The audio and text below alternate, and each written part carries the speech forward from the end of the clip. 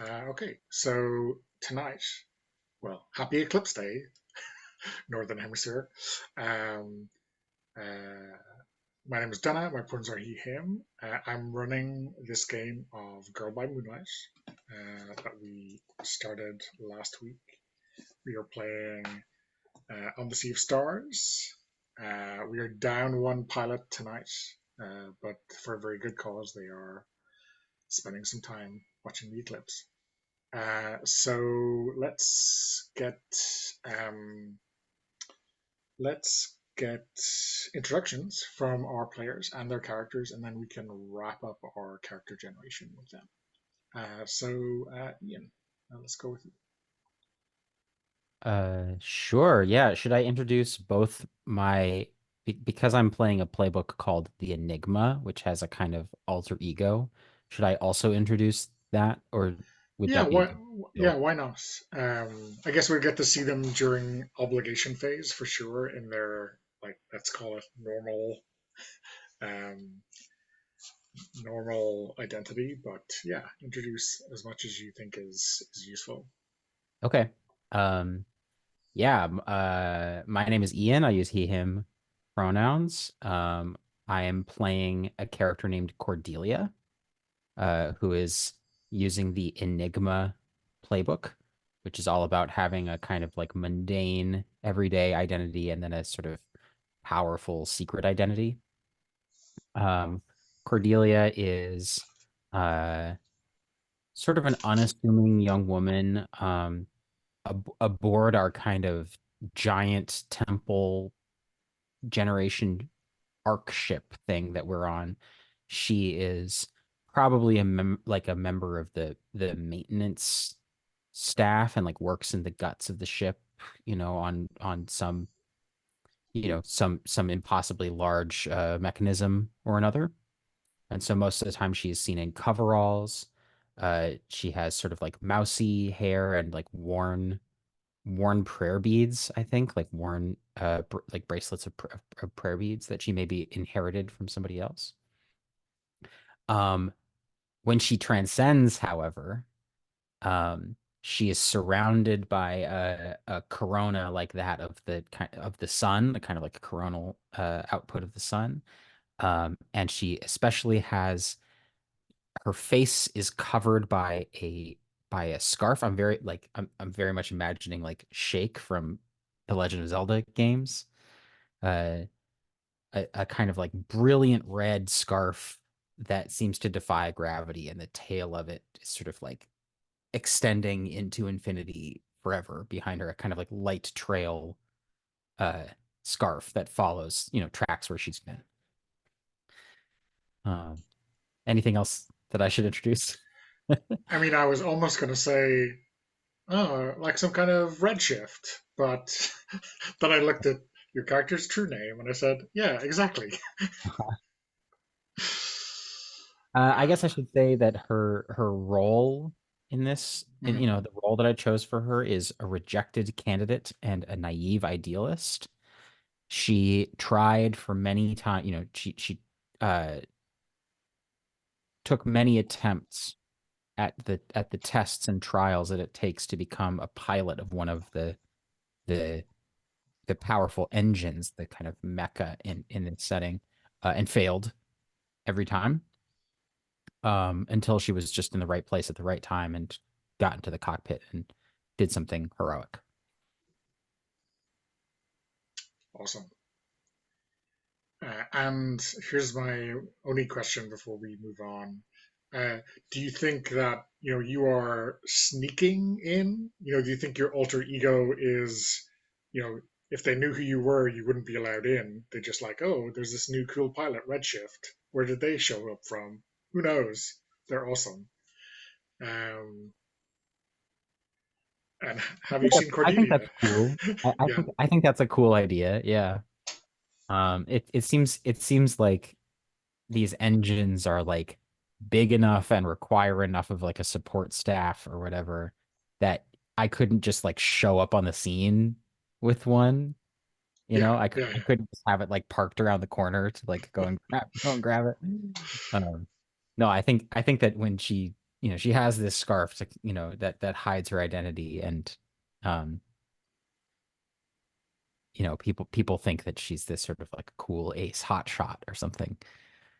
If only Yeah, they knew it. She if works only they down do. at maintenance. But yeah, Yeah. she is a cool ace hotshot. I mean, okay, awesome. Thanks, Ian. Sabine, how about you? Yeah, my name is Sabine. I use any pronouns. I am playing the. Let me check the playbook's The Outsider. Character's name Kahan 87, but goes by the name of Jet because there are a lot of Kahans, and where he comes from, he's 87. So yeah, he goes by Jet because he's cool, right? He's cool. He's maybe a little too cool. He was part of a sort of kind of ill-advised, I'd say, rebellion for, I don't know, what they wanted actually wanted more space, wanted more less repression, wanted more stuff. I don't know. They were just not very happy with the way things worked. Anyway, he got caught and he was convicted. But they figured out that he could connect with one of these engines, and so now he's here, flying one of these engines, trying to save mankind. Whatever, right? I mean, yeah. So, and I think, yeah, he's a press gang convict and an insubordinate rebel. He has a rival, and I'm thinking that might be Redshift because, I mean, what's so cool about her, right? I don't. I think that's since we're only two players here, my options are limited, but I still think it's a good shift. When he transcends inside his machine, he gets like it's harder to see. It's like a bright nebula. But that is the perspective is that he's moving away, that he's not clearly seen, and his true name is Apogee. So yeah, it's like you see him, but not you don't know how close he is. The sensors maybe show that he's close, but when he transcends, he doesn't seem so super close. I love that, like, independently we've chosen these two like very astronomical Oh no, truths. that's not Like, independently. I saw yours and I loved it, and that's when I looked up astronomical terms thingies, and I thought Apogee sounds fun, and also it's a title of a Just for Tall song that I will now have in my head all the whole time I play him, which is fine because I like that song. Anyways, where was I? Do I have to say anything else? Oh yeah, his obligation, and that is funny because he has to work off. He's a convict, right? So he has to work menial jobs while he's not risking his life to save civilization or some bullshit like that. So he might actually be someone that Cordelia meets occasionally when they do their tasks, and but I don't think he really notices her. He's obsessed with Redshift though, Mm-hmm. because. So do you think that if they were to talk together outside of the engine bays or outside of their missions, Apogee might be complaining about Redshift to Cordelia? Um, Maybe not complaining. I yeah. mean, why would he complain? It's just like a little bit overrated, that Redshift Mhm, character. But Cordelia might be the downtrodden that he actually thinks he has to defend. So mhm. Okay, awesome. So, um, I mean, we should do NPCs next, but I think we probably could go straight to promises. Um, so we'll save one of your promises for Matt when they're back next week. I know, Sabine, for the outsider, one of your promises is specifically to your rival. yep. So why don't we start with that? So lay it on me. yeah, but I promise to your rival. What kind of what are these promises? Are there any examples? Because don't really Yeah. know. I So mean, these can be explicit or mhm, implicit. These can be, things like, I will confess my love to you, or oh, I will protect you, or no matter how fast you run, I'll run faster, right? Something, um, uh, usually there's a bit of flavor in it. mhm, Like your other one is a competitive promise. mhm, Um, okay. so, So I think to Redshift it will be this kind of, it's also competitive. It's like I will one day I will save you. This is not like, yeah, because I like you or anything. I will save you just to show you that I can.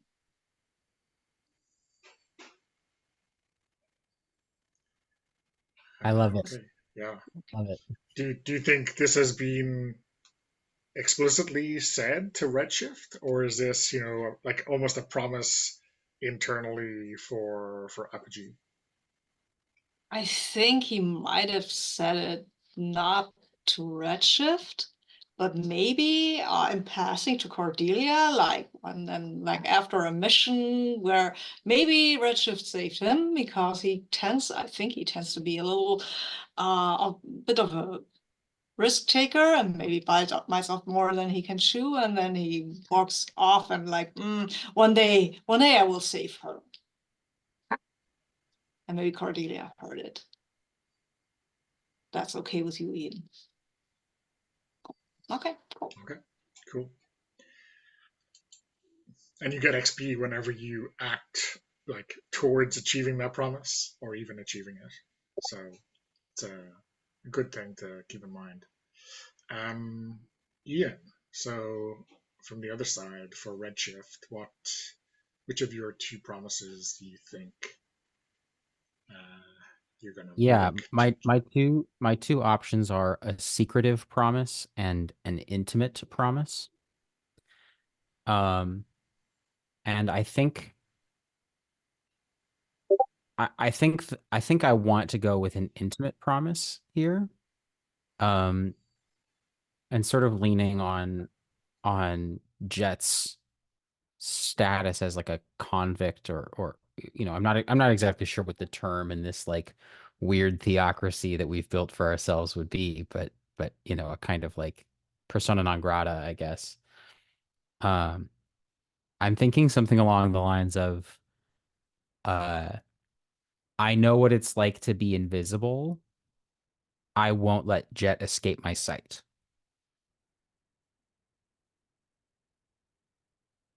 Like Um, I don't want to let him fade from view or be obscured by this I like bureaucracy that.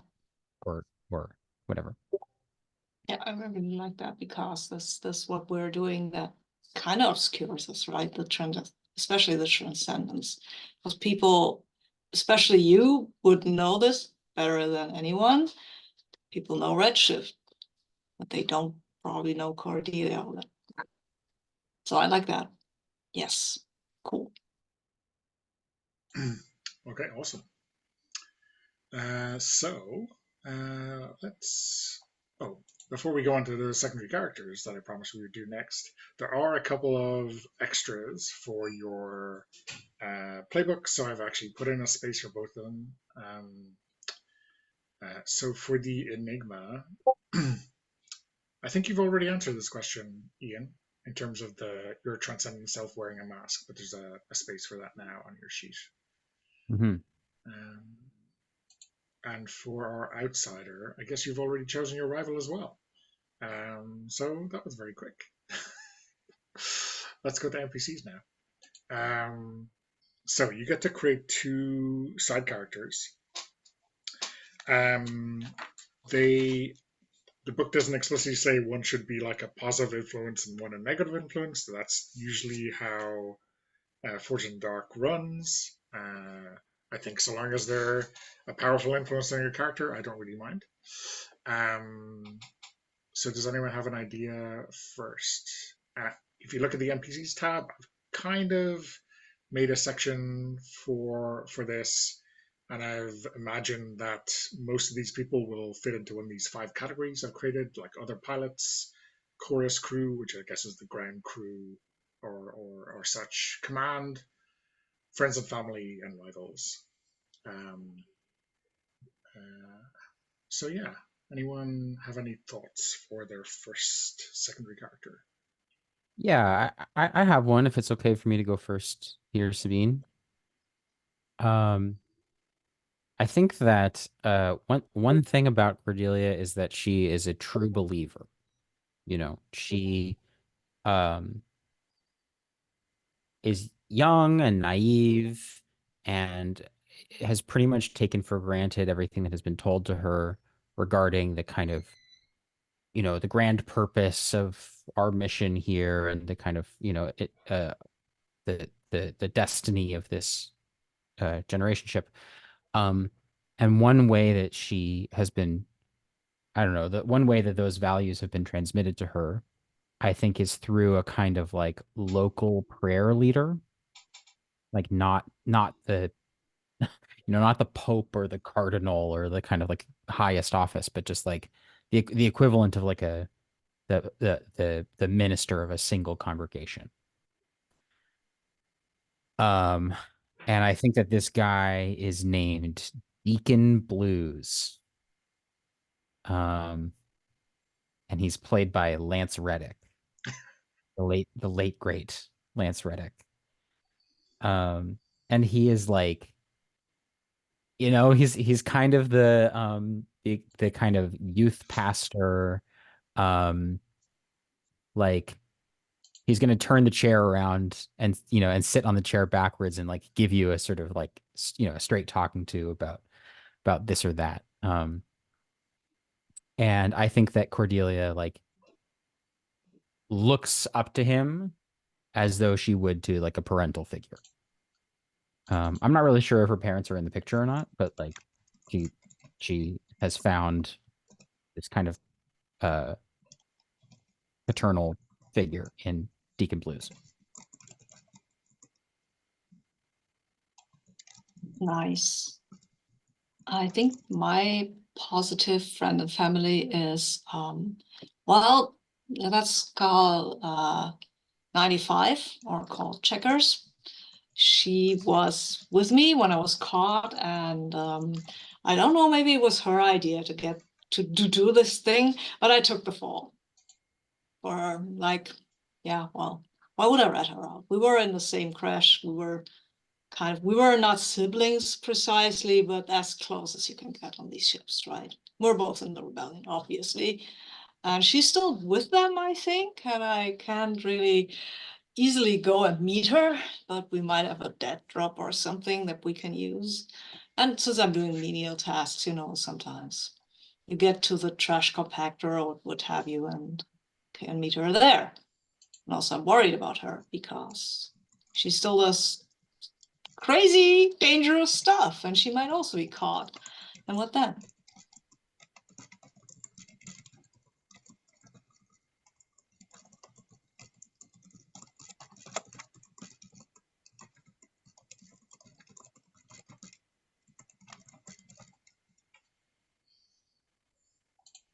Okay. And just to check, Checkers is a positive influence, Yeah. right? Oh, yeah. You're still Yeah. friends, even Yeah, though. we're still friends. Yeah. Yeah. Yeah. Okay. Yeah. Cool. Yeah, she's my connection to what passes for my family and friends because I can't contact them, right? I'm convict, so I'm not supposed to have contact with my whole life because I might do bad stuff. Because they made me promise not to be in the rebellion anymore, and I kind of cracked. So, yeah. Awesome. Ian, do you have someone else in mind? Yeah, I do, and then I think I'm probably gonna get up and Mhm. go to see this eclipse thing, and Mhm. just as a heads up. Mhm. I think that Cordelia has maybe another pilot who is about her age, or maybe a little older, who she is deep in unrequited love Yeah. towards. This is this sort of cute boy. His name is Raffi, like short for Raphael. Um, and I think that like maybe something that happened in the first season is as Cordelia's star was rising, Raffi was kind of like losing his grip a little bit. And Cordelia has had to cover for him in the past. I would like for him to have some kind of connection to the Leviathans. Oh, Uh, neat. something that maybe we don't know Oh. the like what that's about.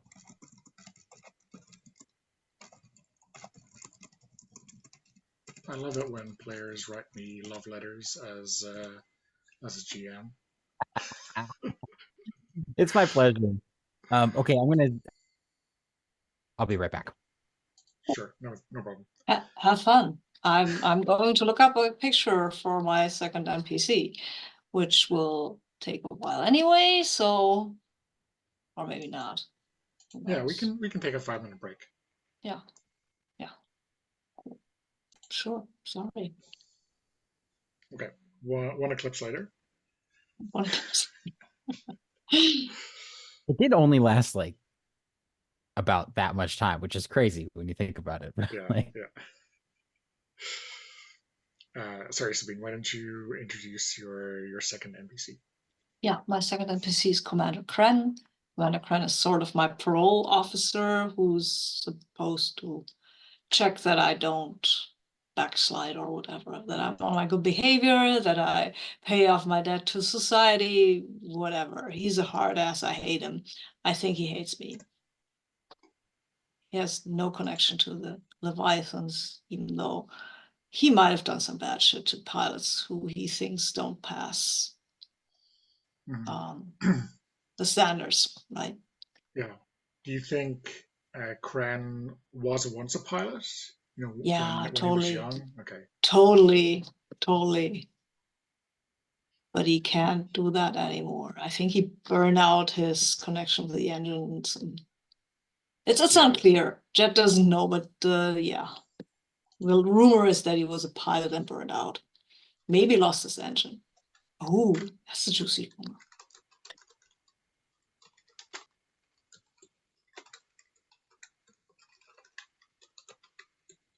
Well, I'm writing juicy bits of gossip in like there might be facts. A question mark is covering an array here. Okay, awesome. So we've got a bit of a cast, and so yeah, we're ready to jump straight in.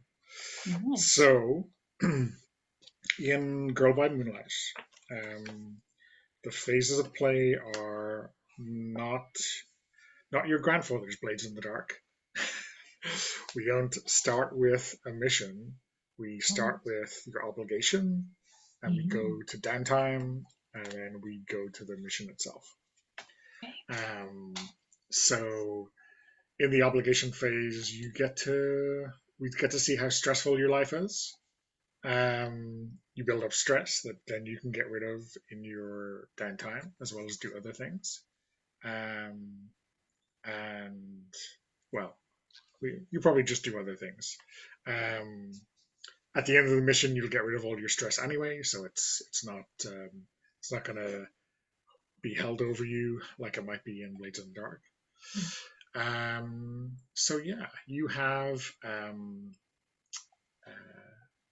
I guess a quick scene. We can roleplay through some of it if it makes sense. Otherwise, you can just narrate your obligation. So in the obligation phase, we see the protagonists in their day-to-day lives. Their obligation shows the mundane face of the forces they struggle against. It's probably, given the series we're playing, going to be the institutions that make up this city-state. Now, in this part of the game, you are, to see how stressful this is, you're always rolling your weakest, we'll call them resistance set. Um, So I think that is moon for both of. Nope, not moon. Stars for Jet and moon for Cordelia. So if you're rolling moon, your obligation breaks your heart and drives you to despair. If you're rolling stars, your obligation puts you under social pressure or sets off your anxiety. Okay. So who wants to go first? Who's got an idea of what their obligation scene might look like? I have a thought. Um, if you'll allow me to flesh this out here, Sabine. Mm-hmm. Yep. I think that I want to open on so what we know is that this ship that we're on, this kind of huge flying space ziggurat, is on its way from wherever it started to this kind of like final portal or like final stronghold um that may or may not actually still exist. Do we know how long, do we have like a sense of how long this voyage might have already taken and how long we might expect for it to take? That's a good question. I mean, we did say last week generation ships, Exodus, that kind of stuff in our vibe check. So, what do you both feel about that? A long time, I guess. I think I at least would like for it to have been long enough that Core was born on this ship and has Mm, only known this ship as society. Um, Yeah, if we say generation ship, I imagine that it's been going for a while. So yeah, generations like have been born and died on this ship. and I guess we don't really have a clear idea of how long it'll take for us to get there. It's sort of just an ongoing exercise in faith Mhm. to, continue the mission or whatever. Yeah, Uh, whatever. I So think I think that we've already talked a little bit about the loss of some of the society's greater technology following a kind of, trespassing in the domain of the gods or um, meddling with some of the rules of space-time. I think that following that loss or collapse or forgetting or whatever, this, this ship at the very least has had to fall back on some more, shall we say, like rudimentary or even from their eyes like primitive technologies. mhm. Um, and I think that because this is all being done, like there's not really a controlled environment to learn how to do this. There are some machines and processes and kind of like, you know, uh, uh, things that need to be taken care of in the guts of this ship that nobody remembers how to do other than the people who are working on them right now. And if you had to teach somebody, if ideally you have like a kind of, master apprentice kind of relationship where you can teach the next person how to run the boiler. But in the worst case scenario, the master dies, is killed by the Leviathans or otherwise, and somebody just has to learn it completely from scratch. And I think that that's Core's situation. Core has like learned how to maintain the boiler completely from scratch, along with a kind of cadre of other people. Um, and they are expected to keep it together, even though the people who are expecting them to do so have no idea how to do it themselves. And so I think I want to open with like a kind of a, start of shift prayer benediction type of situation where like somebody, not Deacon Blues, somebody has come to kind of like, like bless the workers in their endeavor as they go into another 10 or 11 or 12-hour shift of almost having their arms yanked off by the gears, Yeah. Um, Um, yeah. So I think some much more. Do you think like this is more of a high end job, or is this like even grimier and less formal than Deacon Blues? I have the feeling that this is maybe somebody in a higher position Okay. Yeah. than Deacon Blues. This person has the luxury of getting to like go from blessing to blessing. They don't actually have to form relationships with the people who might get crushed or burnt Yeah. or whatever. Yeah. Yeah. Okay. Um, so yeah, this priestess who I don't know seems impossibly clean and well put together shows up. Let's see a die roll, I think, and maybe we'll use that to flavor this interaction. So I just put the link to the dice room in the chat. So because you're rolling your lowest, you're going to roll two dice. Your lowest score is Moon. You're going to roll two dice and take the lower result, and you're going to take stress equal to 6 minus that result. Okay. This can only go well for Yeah, let's see it. Okay. I rolled a 2 and a 5. I'm discarding the 5 exactly, and I subtract 2 from 6 to get 4. I'm taking 4 stress. exactly. Yeah. Um, So not your worst day, but a hell of a day nonetheless. mhm. Um, Marking that I have 1, 2, 3, 4 stress. yeah. Yeah. There just aren't enough replacement parts. It's not a matter of knowing how to put it together. Cora could put it together. But if she doesn't have the nuts and bolts, if she doesn't have the proper tools to like put everything into place, it doesn't matter whether she has the knowledge or not. Mm, And everything that she uses, um, and she's not even like particularly what's the word, like self-righteous about this. She is just trying to do a good job because she's a true believer, you know, and she's coming up against this sort of like, well, I really would like to be able to do my job properly, but uh, you know, I'm only going to be able to do that for so much longer. And today, I think she's lucky, but some people, are taken away with steam burns and, um, a bulkhead pops and gives way. Um, Business as usual, really. yeah.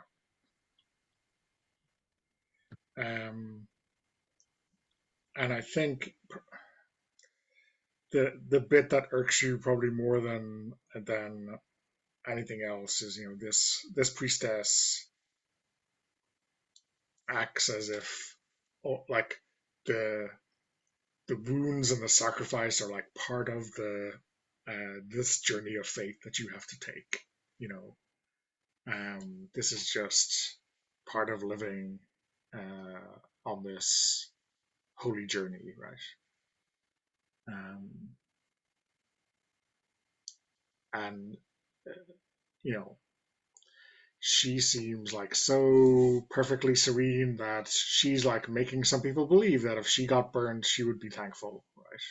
When at the coal face, so to speak, everyone here, no matter how much they believes, can't quite believe that. I think there's definitely some like overwrought comparisons between the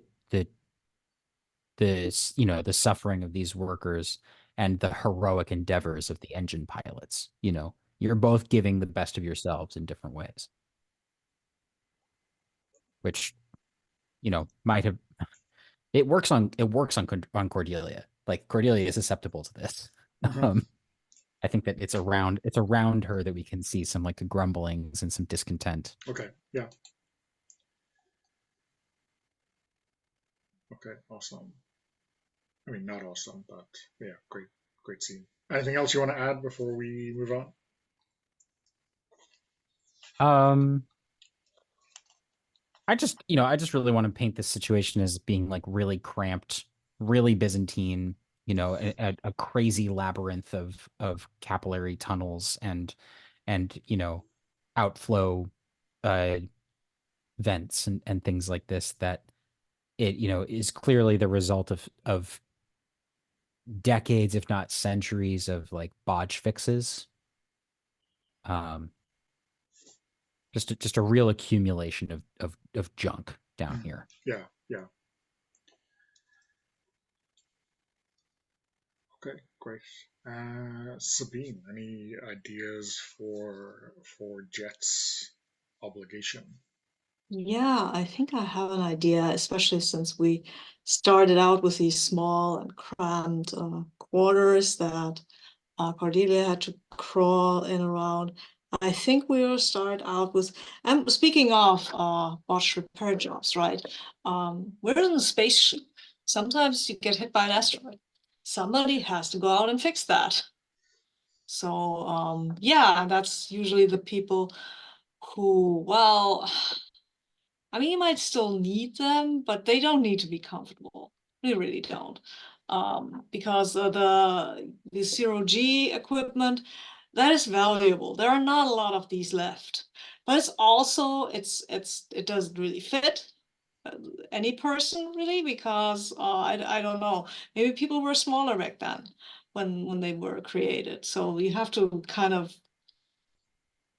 push yourself into these spacesuits and then get out and try to keep it together, because it's kind of like there are still asteroids going on and the radiation is really bad. And so you have, so first of starting out, you get a couple of pills that you need to take.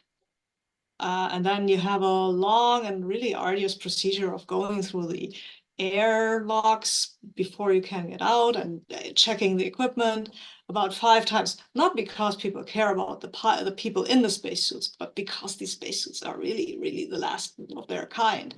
So if you lose the spacesuit, I mean, the person in it, that doesn't really matter, but the spacesuit itself, that's valuable.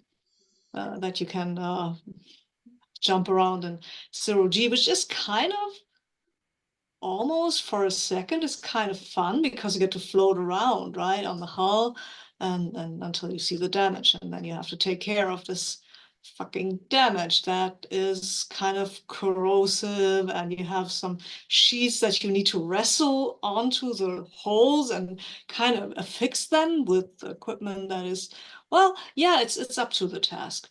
Sure, and if you are not, then it's not the equipment's fault. Mm-hmm. So yeah, he's kind of trying to solder this plate onto something that doesn't want the plate to be soldered on, really, because the materials don't really match. But you have to do it, because otherwise that part of the spaceship would be lost, would be Yeah. bad.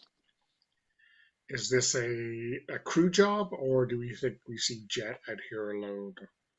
I think it would be a crew job, but we don't have a lot of spacesuits. So yeah, it's Jet. And then Okay. there's a lot of voices. You can occasionally, you can hear it, and people are always, everybody, not everybody, but a lot of people are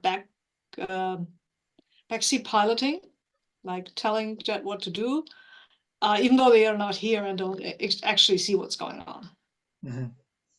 And you can hear that Jet is like, yeah, sure. Why didn't I think of using the screw? Dude, there isn't even a hole here. But sure, I screw it into my knee. Oh no, that would damage the spacesuit. Mm-hmm. So You Jet tried is turning really, the spacesuit off and then on again. yeah, exactly. Just hold your breath for those 57 seconds. That's fine. Your body can produce the heat. It's cool. Now Jet is pretty snarky about the whole thing, right? You can get that he's pretty pissed about having to do this, even though it's probably necessary. That somebody has to do it, and he knows how to move here and how solar stuff. But it'll probably go wrong anyway, considering that I have to roll stars at disadvantage, right? Yeah, so you're rolling 2 dice and taking the worst result.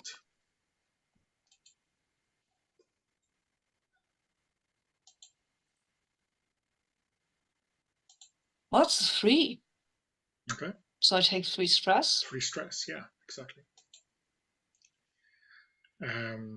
So what does 3 mean? Is that a failure? Probably. No, it's just 3 stress.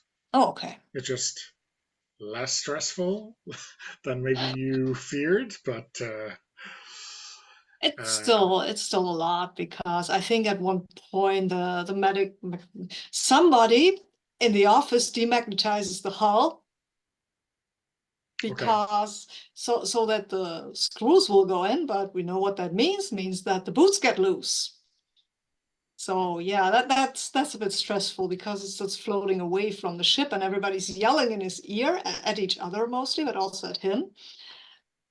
And he gets back, like he has a line, he draws himself back. It's like, but the stressful part is not the floating around, and the stressful part is these people all yelling. Nobody knows really what to do. Nobody knows what it's like out there, but everybody has a fucking opinion, and everybody outranks him. So yeah. And then when he gets back, he gets yelled at because, the magnetic boots are scratched. It's so nice that we get to play these games that allow us to escape from our everyday lives. Well, I don't need to float around in space in my daily job. Also, people don't usually yell at me, which is nice. Which I think is nice, Looking at what some people go through, you think, well, yeah, my job is boring and pointless, but at least I'm not floating in space.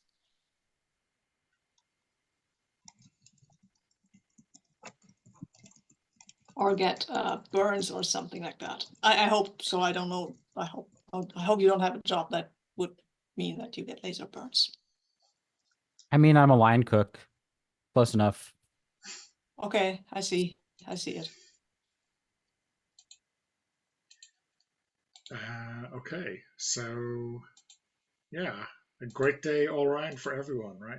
That's what we'd like to see. So, anything else you want to add to that, Sabine, before we move on? Yeah, I think the one thing we also see when Jed gets back, and then you see Commander Kren looks at him and clearly marks insubordination on a report sheet, and that's all he marks. Do you think there's like something that you said to the voices in your head to make them shut up that was especially egregious in Kren's eyes? Yeah, probably everything I said to them was very egregious. I was not very respectful. Most people was like, can you mute yourself while you're arguing down there? I mean, I'm trying to survive, okay? Oh, and then somebody said something, and yeah, that was maybe I can just take the spacesuit off. But do you think it would float into space if I did that? And then everybody was shouting. It was probably not a well made joke. Okay, great stuff. Okay, so yeah, let's move on to downtime. You get by default, you get 2 downtime actions. So your downtime actions are make a connection. That can either be with another main character or indeed with an engine. You can help a friend recover. Obviously not so pertinent right now because no one is hurt. That can be used to help an engine recover, not just another PC.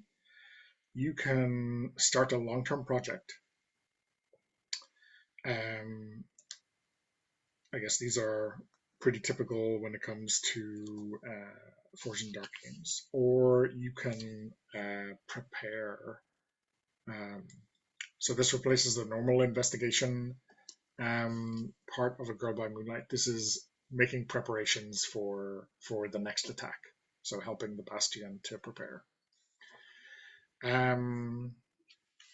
So when these are treated like normal action rolls.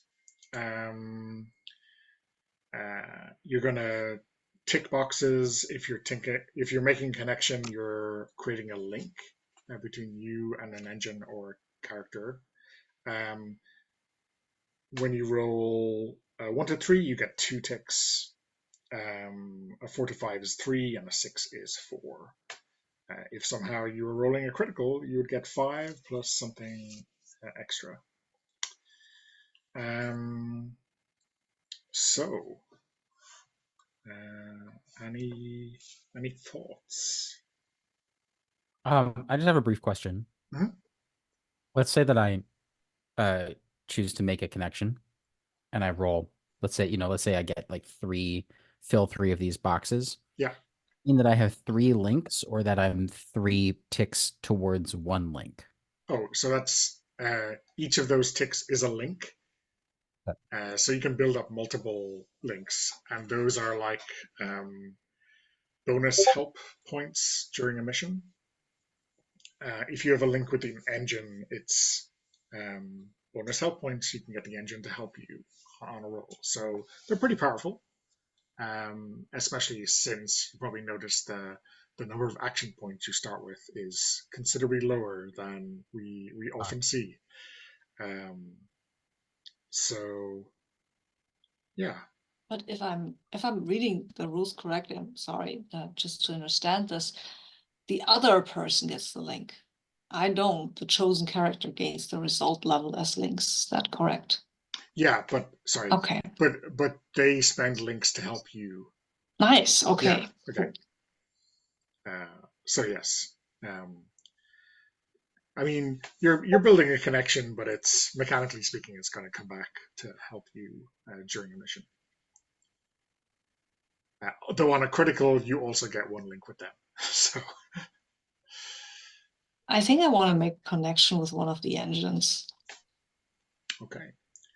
I mean, now I have been entirely previous because in the NPCs tab, I filled out our engines.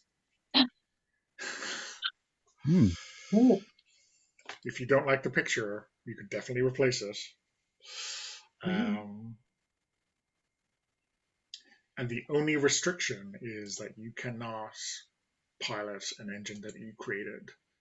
So I've written those in the engines and flagship sheet.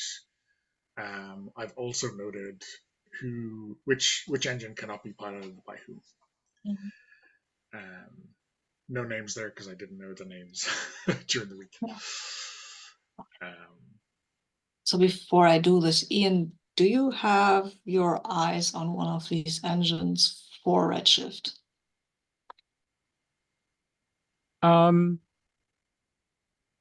I think so. I created Shamash, the god of the sun. So that's out of the question for me. I could go with either Luna or Durga. Okay. Is a good fit. Well, to be honest, the other 2 would have been my choice. So either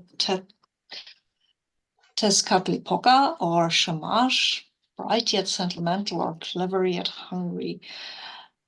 I think I might go with Shamash because bright yet sentimental sounds like something that could be interesting in relationship to someone like Jed, right? Yeah. Because he has a lot of walls and something needs to break through them. So I would like to make a connection with this bright yet sentimental machine. So normally when you're doing it with a protagonist, the 2 of you describe. You start by describing what the 2 of you are doing together. If it's something that the other character would appreciate, you can get an extra die. and you roll the appropriate action. So what do you think? How do you think you're connecting with? How do you think you're connecting with Shamash? I think that happens during, well, I do engine and maintenance and stuff like that. So I think I have noticed that Shamash was bright. I think Shamash really likes to be polished, right? So it can reflect the light a little better.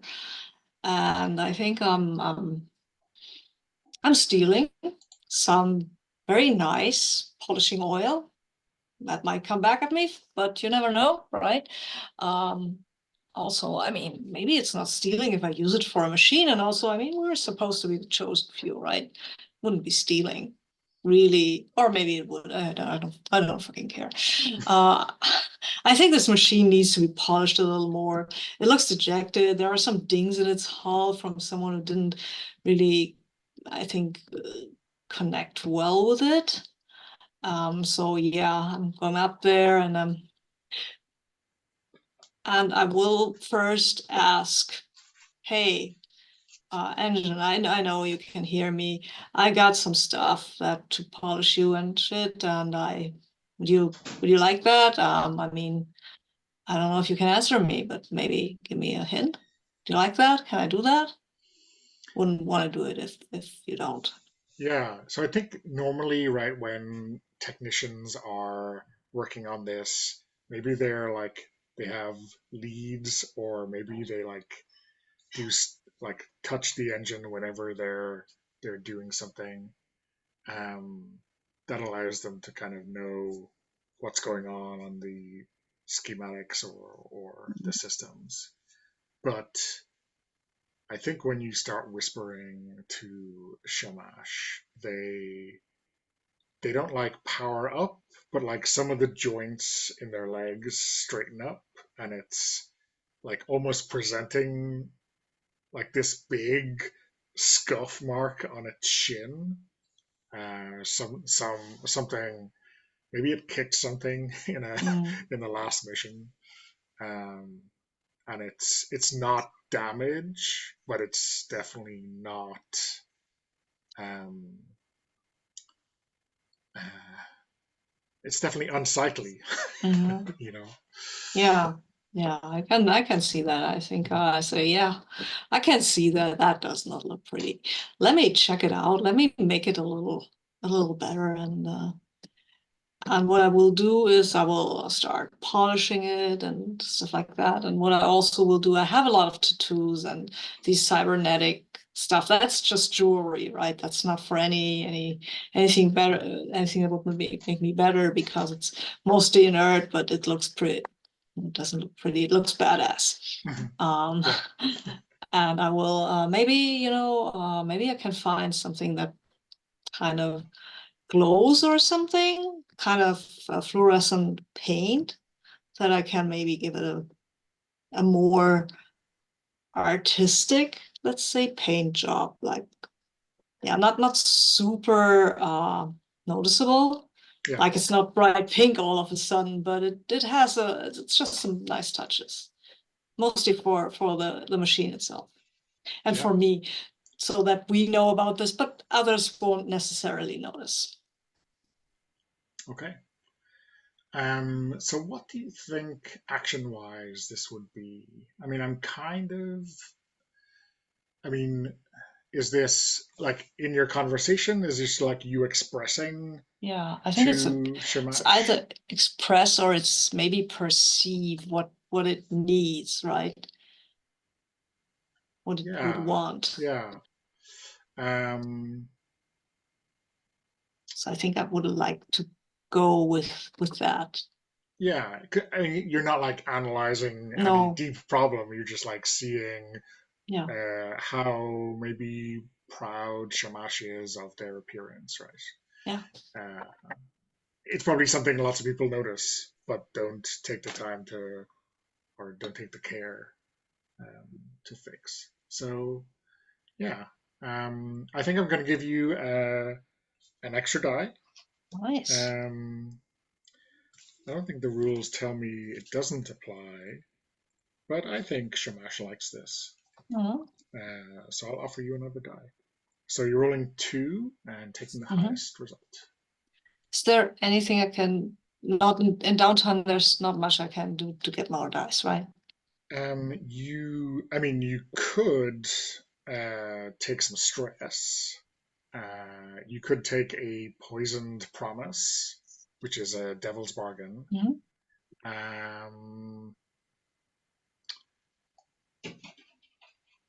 I guess I have an idea for a poisoned Oh, promise. Let me hit me.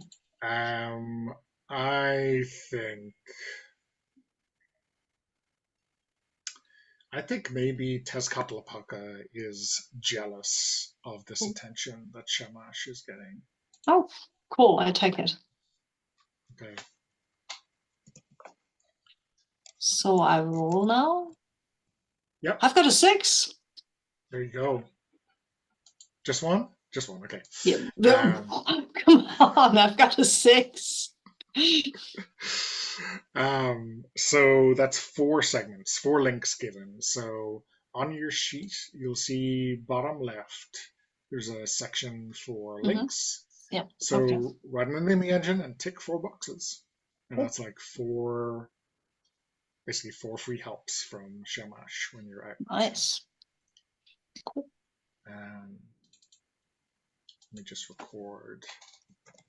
And these are links that Shamash can spend, right? Well, you actually spend them whenever you want. Okay, cool. Nice. Okay. Yeah. Cool. Yep. Happy. So how do you think, like, after we get this montage, right, of you cleaning and going through multiple jars of this, I don't know, Brasso or whatever the science fiction equivalent is. What do you think we see at the end of this process? I think at the end of this process, we see for whatever reason, the lights come on full blast. Maybe some top brass has to walk through the hangar or something like that. And you can see not only that the machine, the engine is shining, but it's kind of preening, right? Like, yep, look at me. Yeah. Look at me. And kind of looks over at Tezcatlipoca, I think the name was, like, look, ain't I pretty? Yeah, I think like maybe we see Shamash is like taller than usual, like, and maybe it's like a little bit too tall for the hangar now that it's in. Maybe it's now brushing up against the gantries all the way up there. It's not a problem. It's just like someone notices and was like, wow. And Tezcatlipoca seems to be now in shadow, right? Like maybe Shamash is now blocking out one of those floodlights, just to lay on the metaphor even more thickly. Awesome. I like that. I was muted, but I was going to say I like that. Okay. Nice. Ian, you have an idea for your first downtown action? It's a good thing that there's such an attention-getting engine in the hangar. Something to draw a lot of attention. Because I think, we're just going to sort of pan over to like a ventilation duct near the floor in the hangar that is having the screws like undone from the inside. We're going to see Cordelia just like gently picking up the grate and setting it to the side and sort of like sneaking out. And I know what I said before about the mechs that I thought were interesting to me. But I think that the situation with Tezcatlipoca is like just too juicy to pass up. You're rivals, and so are your engines, right? Yeah. Yeah. I like that. It's sort of like zigzag of rivalry where like Jet's the one who feels rivalry towards me, but it's my engine that feels rivalry towards Jet's engine. Like, um, yeah, I think that during all the hubbub, all the kind of like um, people are gathered around Shamash to like admire it. I think that Scotty Polka is going to launch quietly into the void. She's gonna get into the cockpit. It's gonna get into that big sort of like mech catapult thing. Mhm. Just without even saying a word, is just going to like launch outward. I also want to make a connection with an engine, and I want to do so by getting out to where um pressure and scorn can't touch us. And I think you described Scott Poca as being like a sort of a wildcat. It's like a jaguar god, right? Yeah.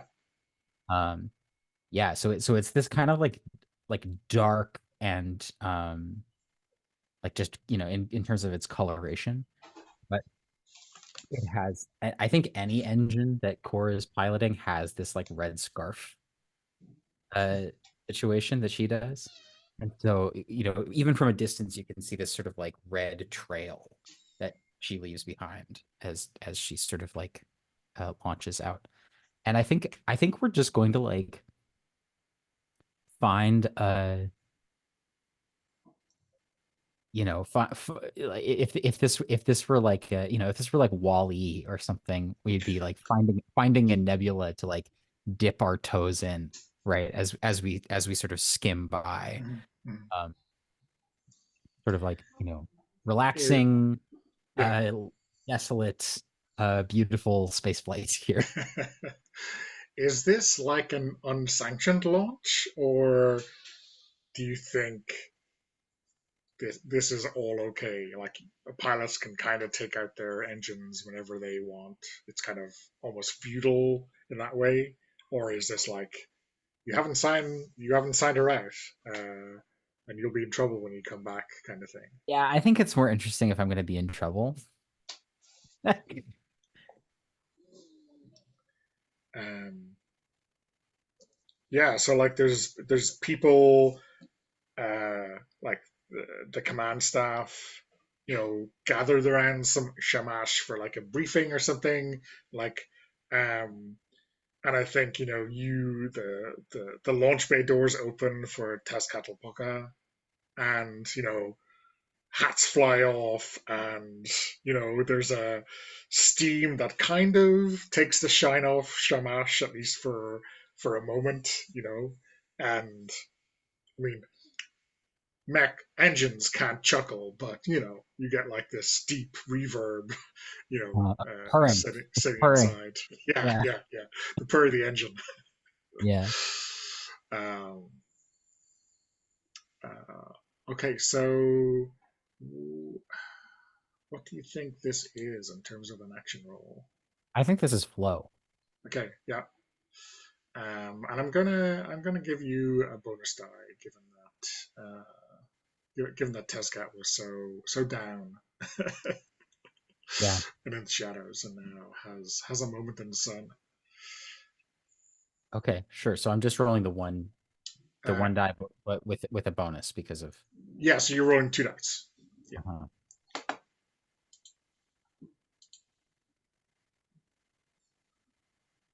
Okay, here I go.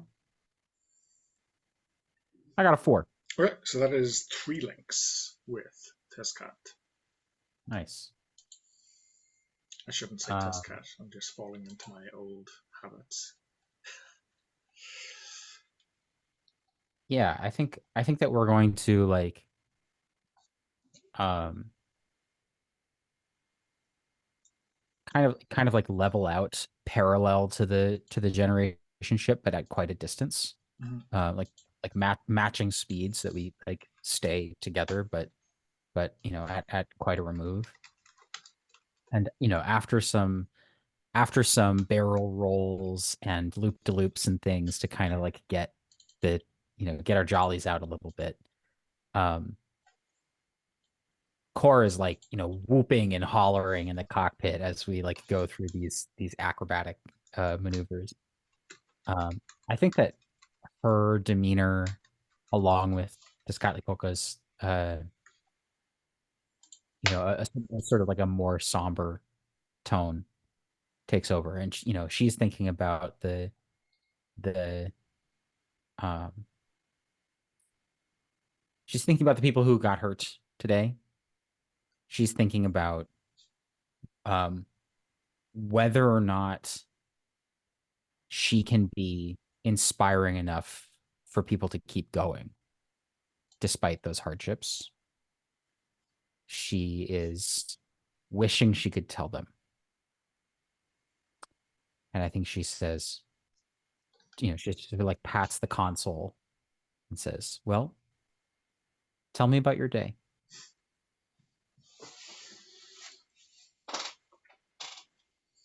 And I think that can be that if you. That's a good place to cut. What a day. Okay, very cool. So yeah, I think maybe we can take our second break.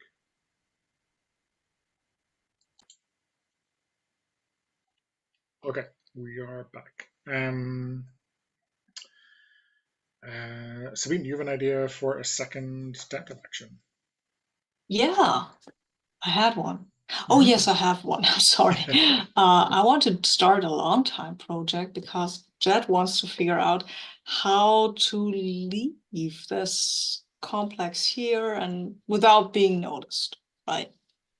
Like connect with his people without anybody watching over that. Okay, yeah. So there's like the pilot complex that you're in, and sometimes you get escorted out to do these jobs. But other than that, you're kind of we won't say prisoner, but we mean prisoner. Yeah, I'm kind of a prisoner. Seems to fit. Yeah. So what do we think? Is this you want to get a one-time escape route or something reliable that you can use? Something reliable that I can use. Maybe it's just a comma array so that I can have talks, but of course, having a method of egress would be better. I wouldn't be using it all the time, but something that is not just just a one-time thing. Do you? Given that we're in a relatively short campaign, I think a 6-segment clock might work. What do you think? Yeah. Okay. Yeah, I like it. Where do I put my clocks? That's a good question. I don't believe there's anywhere for clocks. Okay. But I will create a sheet for clocks, and I'll fill it in for you during the week. So do you think how do you think you're approaching this? Is this like sneaking around trying to find a bolt hole, or is this talking to people trying to get them to smuggle you in, smuggle you out, or just they know? What do you think? Considering my stats, I think I would like to go with talking people into either giving me access to somewhere where I shouldn't have access, or to his console communication array or something like that. So express sounds about right. Yeah. That would be what I prefer. Yes, express, like talking to people. Maybe there's conceal. Conceal isn't exactly lie. Know your true intentions and feelings. Yes, okay. So no, I need to have and to convince people. Yeah, I mean, using words with an agenda in mind. That seems to fit pretty well. Yeah. So I think I'll go with the whole. I find somebody who seems like a bit of a soft touch, maybe like a soft-hearted, like, and tell them how much I miss my people, and like somebody who probably gets shouted at by Kren a little or a lot, and play on that antipathy. So Yeah. So maybe another pilot, or maybe part of the ground crew. Part of the ground crew, part of Yeah. maybe someone who has access to communication arrays. Mm-hmm. Right. Yeah. So, do we want to give them a name? Yes, I think her name is Agatha. Okay. So, I'll find a picture for her. okay, cool. So, I mean, like, the kind of base level would be communications to talk to maybe checkers, but Yeah. like the ultimate goal would be to have some way to get out, right? Yeah. So Yeah. so maybe the early stages of this clock, we actually get the comms up and running. Yeah. Okay. Yeah. That sounds cool to me. Cool. So at the moment you're rolling one die. It's not a lot. Not a lot. But again, you're just getting ticks on the box. So yeah, but still. You I have no Poison promise. poison promise coming straight to mind. Ian, do you have anything? Sorry, this is for participating in Jet's downtime action or my own downtime action? No. So this So is any idea for a poison promise for Jet's downtime action to give? Yeah, I mean, if you're trying to mess around with a communications array, it could be something like, you know, classic attracting unwanted alien attention, something to do with the Leviathans, you know. I think maybe somebody, the venue I set up could be used by someone else and is noticed and can be then used by someone else. Maybe our good friend Rafi. Oh, that's good. Yeah. So it's like Rafi notices you doing this, and he's going to use this for his own nefarious ends. Yeah. Rafi with like deep bags under his eyes, previously like very handsome, now looking quite like sallow, I think. Like that's that. I like that. Yeah. Okay. So I get 2 dice. You get 2 dice.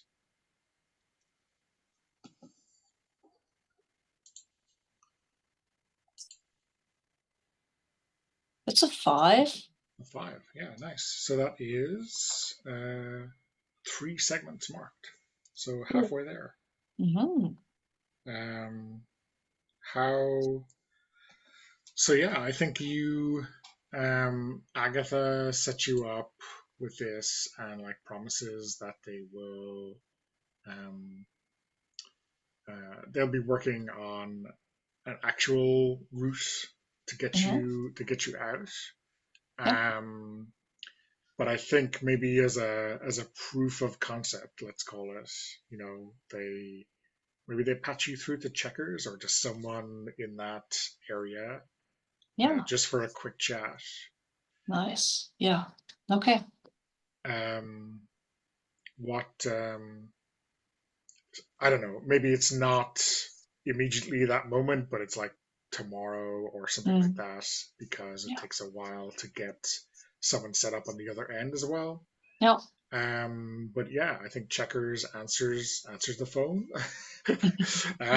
whatever whatever the phrase is, and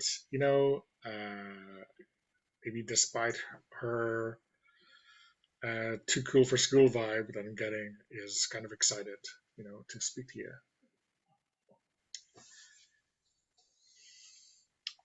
Sorry, I didn't catch the end of the sentence. I got the too cool for school, and then you froze, obviously, because it was too cool. Is excited to speak to you.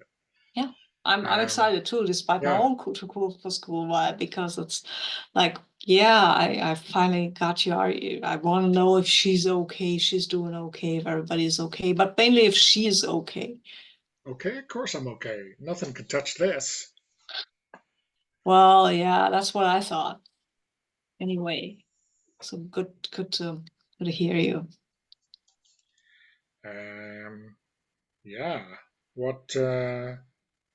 Who's this? Who's this Agatha person who's fixing you up? Oh, she's a communications person. She's like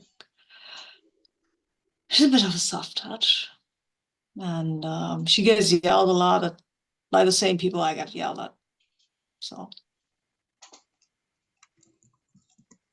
I told her a lot of things, how much I miss you, and she might be under the impression that we're lovers. What? Hmm? She might be Huh? under the impression that you and I are lovers, or that Yeah. you have it sweet Yeah, on her. that you and I, that Okay. that Okay. I'm not sweet on her, no. No. She's a she's a military drone, basically. I mean, she's nice, but they're all like believing in the mission and shit like that. Believing in the mission, huh? There's one born every minute. Yeah. Well. Right. Yeah. Well, I'm not getting out of here soon, though. They watch me. Okay, Not all the well, time, but a lot. I can't stay online a long time. I want just to know that you're okay. okay, well, I'm okay, but when are we gonna spring you from that prison? I don't know. I don't know, actually. Security is pretty tight, and I can. They got my number. I'm one of these people who can apparently fly one of these machines, the engines. And that's what they have me do. Okay, well, that sounds important, I suppose, but come on, you gotta get out of there. Have Yeah. some rot gut down here. It's not the same without you. Hmm? It's not the I'm same sorry, I without you. didn't catch it. Yeah, Yeah. she just says it's not the I'd same love. without you. Yeah, I'd love to be there with you and the others, but gotta be careful. I gotta start. I gotta go before they notice the call. But I'll figure something out. You know me. I've always figured something out. Mm-hmm. Okay, well, You'll be safe. You'll be safe. sure, yeah. You don't Hey, sure me, who, checkers. yeah, who used to take care of who back in Crash? I took the fall for you, so you be safe. And I terminate the call. That Okay. point, I terminate the call. Do you get this satisfying thump as you hang up, or is it just a Yeah. button? It's a button, but it makes a very satisfying beep. Okay, that's her told. Yeah. Yeah. Okay, cool. Yeah. And then we get, and then we get like as you're leaving the like comm station or something, we get the classic like Raffi against the, just around the corner with his face like half hidden in shadow. Yeah.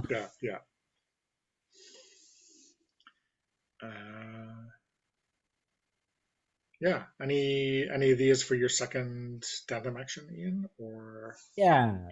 Both because of the promise that I made Mhm. earlier in this session, and also because I think because it's a short campaign, it'll be more fun for me if our first contact with the Leviathans is like pretty catastrophic. Okay. I'm gonna choose deliberately not to make any preparations. Sure. Yeah. I mean, who needs preparations? Yeah, and instead I'm gonna go and try to make a connection with Jet. Okay.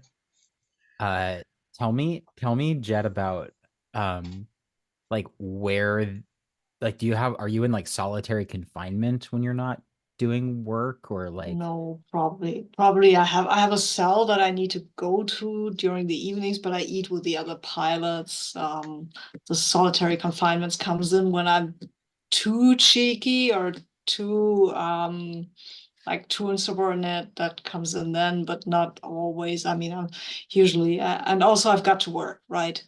Hmm. That's the thing. I've got to work, so I'm here. I might be at the wherever people eat. I need to have to work and give them their food or clean up the messes people make because people make messes. That's the thing. So I might be cleaning the tables or something.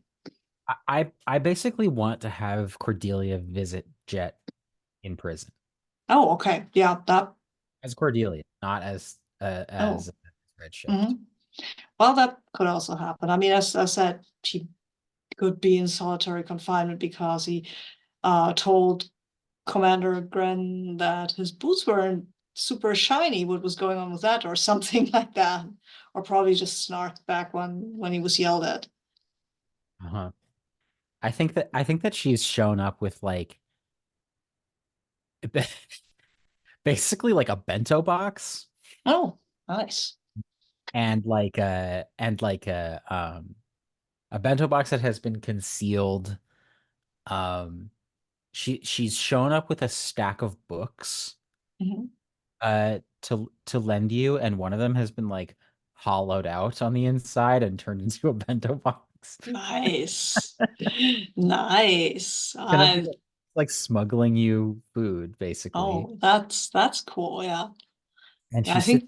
she sits down like, on the other side of the bars from you, I think. Or there's like one of those rooms that has like there's like a table and Jet is Mhm. like handcuffed to the table or something. Yeah, yeah. Um, Like you put them in some sort of slot and then push them through the books, and and he can I'm take them. I'm like opening the lid of the bento book, um, just so that like the camera can't see what's in it. Um, and I'm just like, I think that I've done this uh, plenty, at least once before, Yeah, you know. we're in season 2, so this has happened before in season 1. Yeah. Um, and I pull out like a pack of cards and I just start to kind of like deal you in.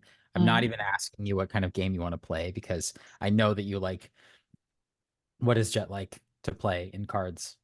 Ah, I think with 2 players, it's some guessing game, I guess, something like a blackjack or poker or Yeah, it's something. blackjack. Yeah. Yeah, Uh, yeah. bring you in.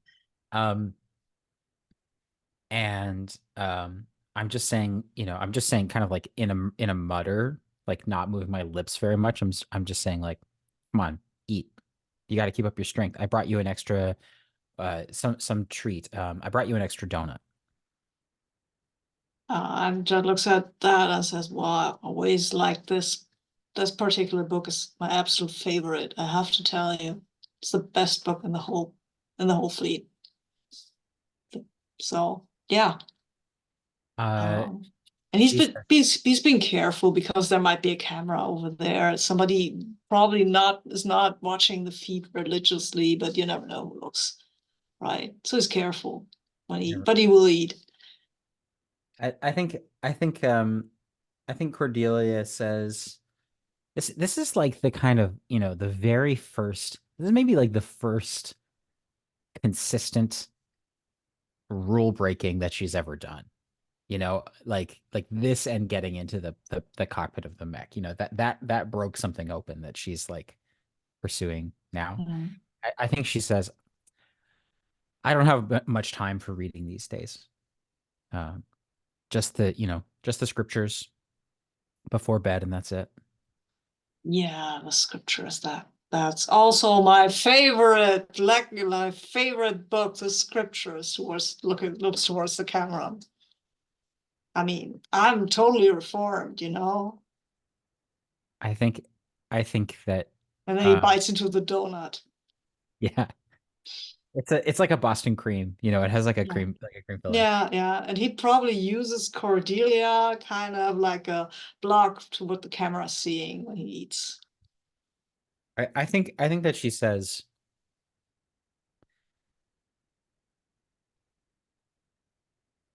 I remember like it was yesterday. The time, the way that you saved us in the hold. I didn't recognize you at first, but if it wasn't for you, a lot of people would be dead, including me. I'll make them see. They'll see sooner or later. Yeah. So She's got that's she's what got her like she's got her like lip out a little bit, like she's pouting when she says this. he's like, well, so that's why you're being so nice. No, I'm not here because I want to be right. I mean, saving people's good and fine. Anyway, no, I'm totally informed. I love saving people. I I don't mind saving people. I think she says, when you say that's why you're being so nice, Mhm. um, I think she says, well, I'm not here to learn how to play cards. Read them and weep, she says. Looks at them and said, wow, wow, I did not see that coming. There's a lot more to you than Miss CI. I know he knows your name, right? Cordelia, isn't there? Isn't there? Um, I think that's something that we have in common. Huh. I mean, I do usually wear my heart on my sleeve. Um, I think that she says, I'm not so good at reading people yet, but I knew that yours is a good one.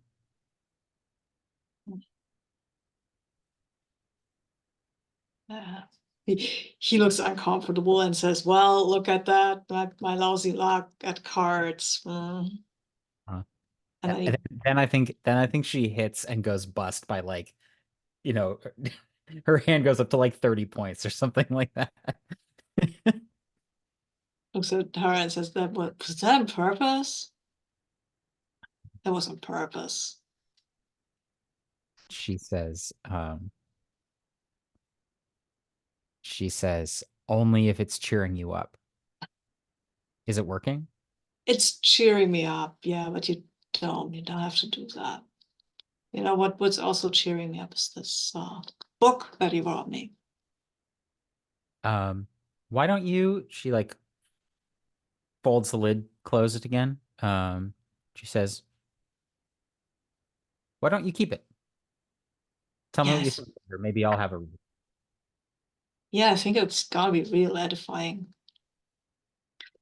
Thanks, I appreciate it. Um,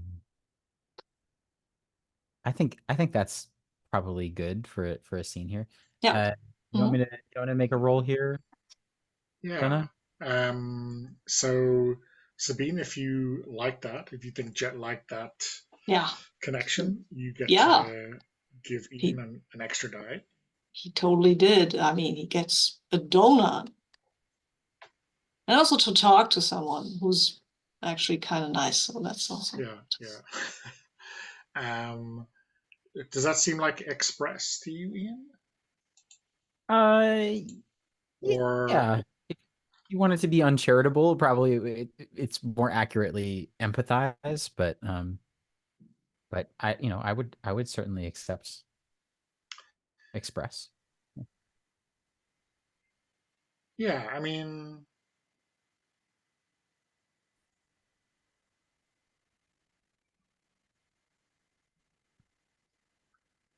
I mean, she is literally concealing, right?